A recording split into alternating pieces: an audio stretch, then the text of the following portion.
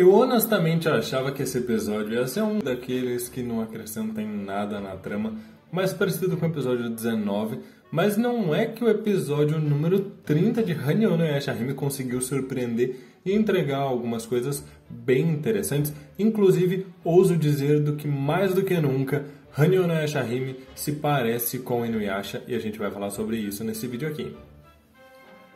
Olá meus queridos, eu sou o Avalon das páginas Avalon Geek e eu não quero perder muito tempo aqui, mas já sabe, né? Deixe seu like para ajudar a alcançar a meta dos 700 likes no vídeo para semana que vem a gente ter análise como de costume. Mas vamos lá. Eu quero começar falando desse vídeo sobre como esse episódio me lembrou Inuyasha. Antes de adentrar em alguns pontos, principalmente em relação à construção da Setsuno, no desenvolvimento dela, o próprio personagem do Hisui.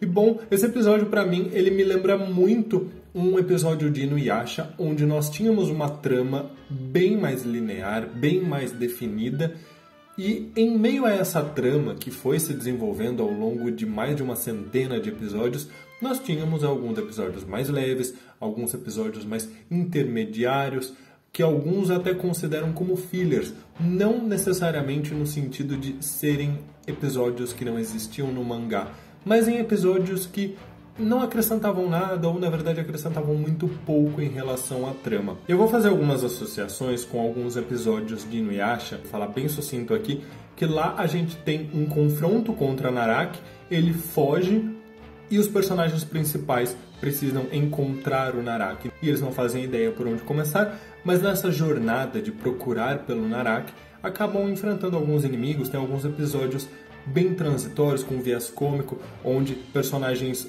não tão protagonistas como Sango, Shippo, Miroki têm a oportunidade de brilhar mais do que o Inuyasha, que é normalmente quem assume a frente contra os combates do Naraki. Então, esses episódios são muito importantes para a construção narrativa de Inuyasha e eu tive essa sensação aqui. A gente tem um episódio onde, diferente daquela primeira temporada, nós já temos estabelecido qual é o objetivo das meninas.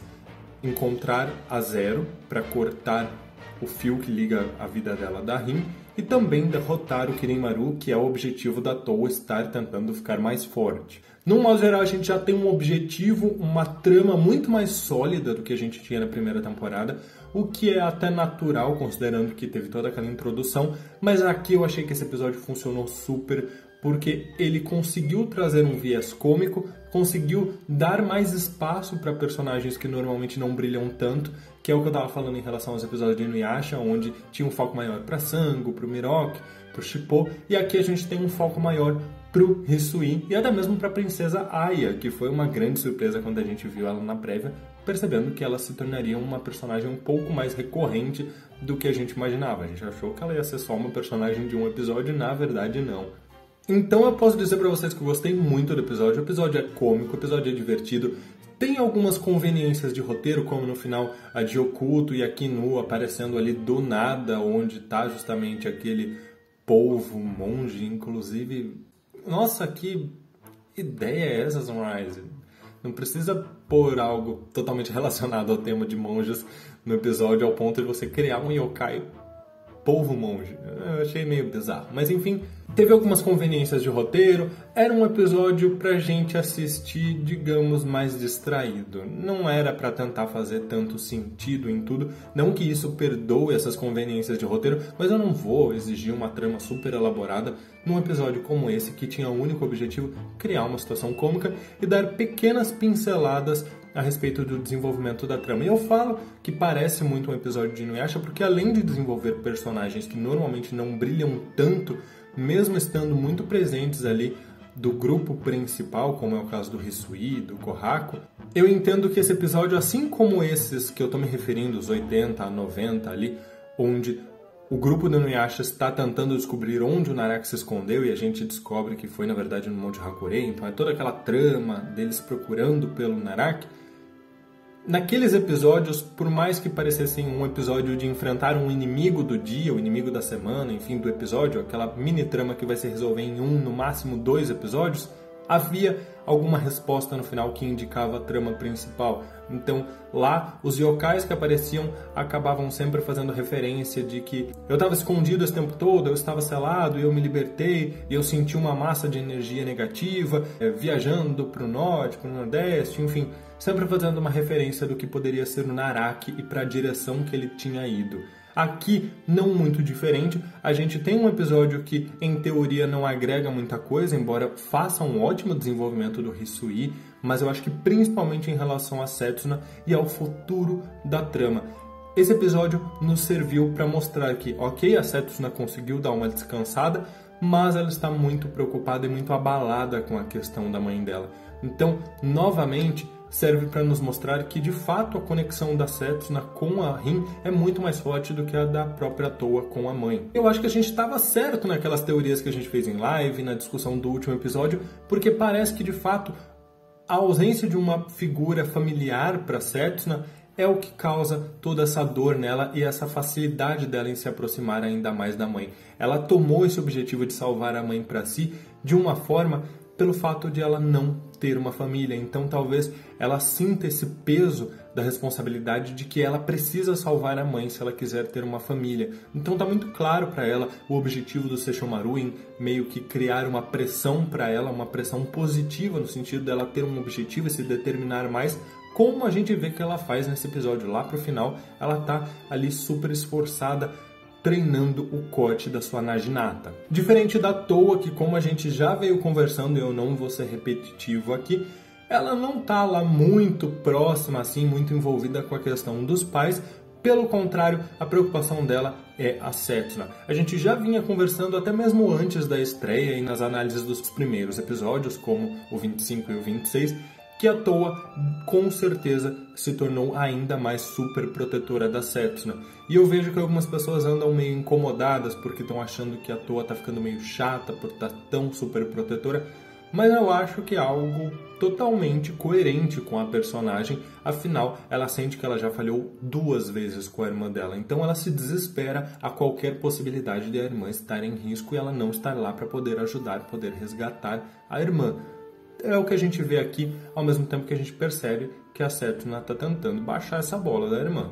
Sobre o Hisui, eu honestamente esperava um pouco mais dele, mas eu gostei muito de ver um pouco do lado dele sobre como ele decidiu se tornar um exterminador, porque ele não queria meio que copiar as decisões que as irmãs já tinham, as irmãs gêmeas mais velhas tinham tomado já os seus próprios rumos e ele não queria seguir os mesmos rumos. Ele ao mesmo tempo preferiu se distanciar um pouco da família por sempre ser tratado como um bebê. Então é interessante a gente conhecer um pouco mais para nós podermos entender mais não só do personagem, mas como foi esse desenvolvimento familiar. Afinal, a família de Miroku Sango foi a única família que se tornou minimamente unida, que conseguiu crescer ao longo desse período até Hanyo no Yashahime. E é bom a gente ver isso, ver que ele se afastou da família por escolha própria, para poder seguir o seu caminho, ver como o Kohaku continuou se tornando um exterminador de yokais muito sério, como ele ganhou aquela cicatriz, inclusive detalhes, mas que enriquecem a trama.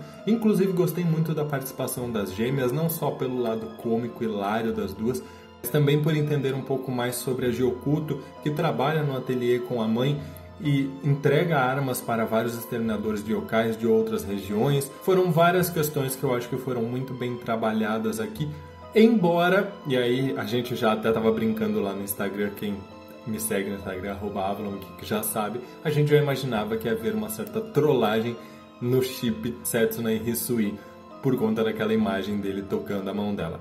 Honestamente, eu achei que eles entregaram menos do que a gente esperava, e não menos no sentido de que, Avalon, mas você já sabia que ia ser uma trollagem? Eu até sabia, até imaginava, mas eu esperava pelo menos um indício, como foi com Towa e Riko no episódio passado. Por mais que ela tenha pego no rosto dele para gritar com o Kirimaru, a gente viu que ele ficou ali meio envergonhado, tipo, o que você está fazendo? E na verdade eu achei que em relação a Setsuna e Hisui houve muito menos. Eu senti que houve muito mais uma relação entre a princesa Aya com o Hisui do que a Setsuna. E claro, a gente está falando da maneira como a personagem é. Ela literalmente pediu para voltar para casa junto com o Hisui, ao invés de ir com os seus capangas, mas eu consegui sentir que ela foi tão fofa, tão gentil naquele momento. Foi tão bonitinho ver como ela se encantou com o exterminador que salvou a sua vida e as irmãs ali meio que botando uma pilha em cima disso, que eu honestamente consegui me afeiçoar muito mais com a ideia do Hisui e a Princesa Aya do que a Setsuna. A Setsuna, pra mim, nesse episódio, ela mostrou muito mais preocupação em relação à família dela, e é extremamente natural. Tem vários momentos, como quando o Hisui faz um comentário sobre como a Aya vai ficar de castigo quando o pai dela descobrir, e quando o Hisui está contando da sua família, ela pensa, nossa, eu não tenho uma família, eu não sei o que é isso. Então tem vários momentos onde a gente consegue perceber que o foco da Setsuna é esse, mas eu também não senti muito do Hisui para a Setsuna. Eu esperava que ele talvez fosse um pouco mais claro, se abrisse um pouquinho mais para a personagem, para indicar um pouquinho mais que talvez ele goste dela, mas eu também não senti. Eu senti que tanto quanto a Setsuna, ele também não entregou muita coisa. Ele mostrou sim que gosta da Setsuna, mas eu não diria que num sentido romântico. Eu senti que ele foi muito gentil e amistoso com a Setsuna naquele momento em que ele descobre que ela está disfarçada de Princesa Aya, mas eu poderia ver isso de uma amizade. Dois amigos que um se importa com o outro, e eu não senti que houve algo minimamente suficiente para shippar. Eu quero saber a opinião de vocês. Vocês sentiram que houve um clima ali? Lógico, já tinham dito pra gente prestar atenção nos momentos dos dois, meio que insinuando que talvez houvesse algo ali na frente, o pessoal que andou dando entrevistas da produção do anime. Mas eu acho que talvez justamente por criar essas expectativas achando que haveria algo pra gente prestar atenção, eu prestei atenção e o que eu recebi foi algo tão pequeno que pra mim pareceu que poderia ser algo de um amigo e não talvez alguém que necessariamente esteja interessado. Claro que isso pode ser desenvolvido melhor ao longo de outros episódios, podem haver mais sinais, mas eu confesso que eu esperava um pouquinho mais. Eu acho que a própria Toa e o Riko, desde o primeiro episódio onde eles se encontraram, talvez até pela forma galanteadora como o Riko age, houve mais substância, digamos assim, se tornou um chip mais palpável.